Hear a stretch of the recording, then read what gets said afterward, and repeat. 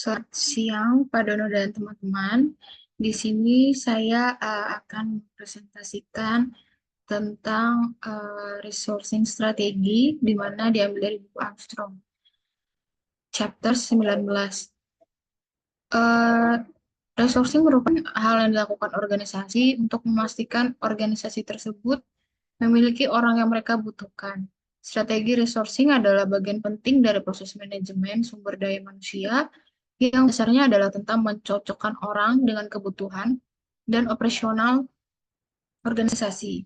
Ini tidak hanya berfokus pada mendapatkan dan mempertahankan jumlah dan kualitas karyawan yang diperlukan, tetapi juga pada memilih dan mempromosikan orang yang cocok dengan budaya dan persyaratan strategis organisasi.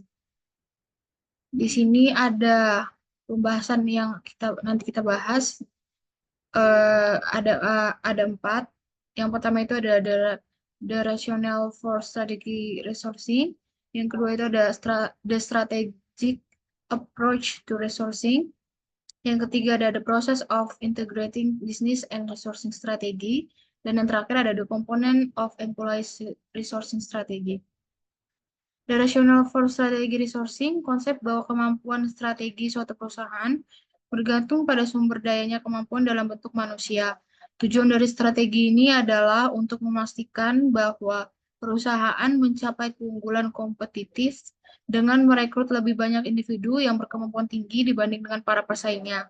Individu-individu ini akan memiliki keterampilan lebih luas dan mendalam, serta akan berperilaku dengan cara yang memaksimalkan kontribusi mereka. Organisasi menarik individu-individu tersebut dengan menjadi perusahaan pilihan. Organisasi mempertahankan mereka dengan menyediakan peluang dan penghargaan yang lebih baik dibandingkan dengan yang ditawarkan oleh pesaing, serta mengembangkan hubungan kerja yang positif, yang meningkatkan komitmen dan menciptakan rasa saling percaya. Selain itu, organisasi mengerahkan tenaga kerjanya dengan cara yang memaksimalkan nilai tambah yang mereka berikan. Selanjutnya ada the strategic approach to resourcing. Manajemen sumber daya manusia berfokus pada mencari individu-individu yang memiliki sikap dan perilaku yang sejalan dengan nilai-nilai dan keyakinan manajemen yang dianggap tepat dan mendukung pencapaian keberhasilan. Organisasi lebih berkonsentrasi pada sikap dan perilaku karakteristik karyawan. Kecenderungan ini memiliki risiko tersendiri jika ada karyawan yang menolak untuk menyesuaikan diri dengan peraturan yang ada. Dengan demikian, pendekatan manajemen sumber daya manusia terhadap sumber daya organisasi menekankan bahwa menyesuaikan sumber daya dengan kebutuhan organisasi bukanlah hal yang sederhana. Selanjutnya ada integrating business and resourcing strategy. Integrasi strategi bisnis dan sumber daya didasarkan pada yang pertama ada jumlah orang yang dibutuhkan untuk memenuhi kebutuhan bisnis. Yang kedua ada keterampilan dan perilaku yang diperlukan untuk mendukung pencapaian usaha strategi.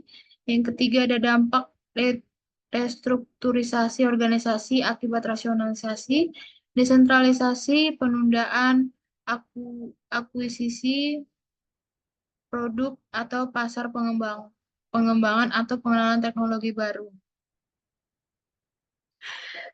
Selanjutnya ada rencana untuk mengubah budaya organisasi dalam bidang-bidang seperti kemampuan untuk memberikan hasil, standar kinerja, kualitas layanan pelanggan, kerja tim, dan fleksibilitas yang menunjukkan kebutuhan akan orang-orang dengan sikap, keyakinan, dan karakteristik pribadi yang berbeda. Selanjutnya ada rencana untuk memperkenalkan sistem kerja berkinerja tinggi atau untuk menciptakan organisasi yang lebih ramping dan gesit. Selanjutnya ada rencana untuk meningkatkan pengalaman karyawan, segala sesuatu yang mereka temui, amati, dan rasakan selama masa kerja mereka dari awal hingga seterusnya. Yang terakhir ada rencana untuk meningkatkan fleksibilitas dalam penggunaan tenaga kerja. Selanjutnya ada the component of employee resourcing strategy. Komponen dari strategi pengelolaan sumber daya manusia yang pertama ada workforce planning, di mana menilai kebutuhan bisnis di masa depan dan menentukan jumlah serta jenis orang yang diperlukan. Yang kedua ada developing, nilai tawaran bagi karyawan organisasi setelah melakukan analisis terhadap pengalaman karyawan. Yang ketiga ada resourcing plans, di mana menyiapkan rencana untuk mencari orang dari dalam organisasi dan atau untuk program pembelajaran dan pengembangan agar orang-orang dapat mempelajari keterampilan baru. Jika kebutuhan tidak dapat dipenuhi dari dalam organisasi, rencana jangka panjang harus disusun untuk memastikan bahwa prosedur rekrutmen dan seleksi akan memenuhi kebutuhan tersebut. Selanjutnya ada retention strategi, menyusun rencana untuk mempertahankan orang-orang yang dibutuhkan oleh organisasi. Selanjutnya juga ada flexibility strategi, merencanakan peningkatan fleksibilitas dalam penggunaan sumber daya manusia untuk memungkinkan organisasi memanfaatkannya secara optimal dan beradaptasi dengan cepat terhadap perubahan situasi. Yang terakhir ada talent management strategi, di mana memastikan bahwa organisasi memiliki orang-orang berbakat yang diperlukan untuk menyediakan sukses manajemen dan memenuhi kebutuhan bisnis saat ini maupun di masa depan. Di sini saya mengambil contoh perusahaan Cisco, di mana perusahaan ini bergerak di bidang teknologi komunikasi digital multinasional Amerika yang berkantor pusat di San Jose, California. Perusahaan Cisco mengembangkan, memproduksi, dan menjual perangkat keras, jaringan, perangkat lunak, peralatan telekomunikasi, serta layanan dan produk teknologi tinggi lainnya.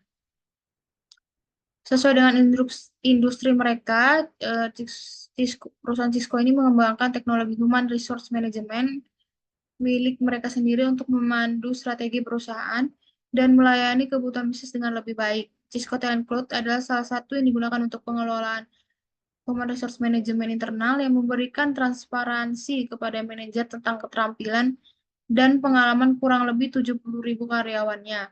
Selain itu, ini memberi karyawannya sendiri selain itu, selain itu memberi karyawannya sendiri alat dan informasi yang mereka butuhkan untuk mengambil inisiatif dan memajukan karir mereka. Pendekatan ini memungkinkan manajer untuk mengumpulkan tim terbaik yang diperlukan untuk menyelesaikan proyek tertentu, dan karyawan berkesempatan untuk belajar dengan mengerjakan proyek dan membantu mereka mencapai tujuan tertentu. Melalui pendekatan ini, para manajer dapat mengetahui perkembangan tim mulai dari kinerja tim, cara mereka menghasilkan hasil, dan melaksanakan prioritas dan tingkat keterlibatan dari masing-masing individu.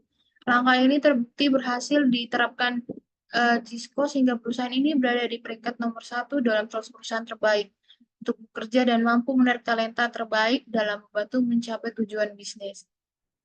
Selanjutnya di sini saya mengambil jurnal dengan judul Strategi Peningkatan Kompetensi Pekerja Pariwisata, Studi Kasus Sertifikasi BNSP di Bintan, yang dimana disusun oleh Tias Rosani.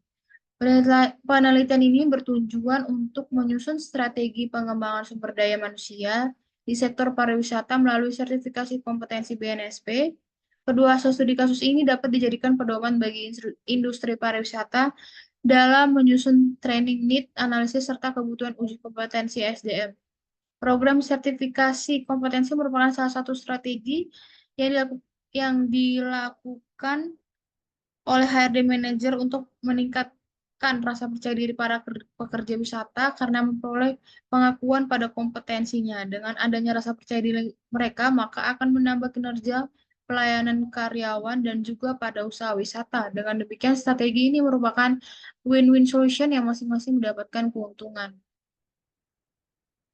Sekian presentasi dari saya, kurang lebihnya terima kasih.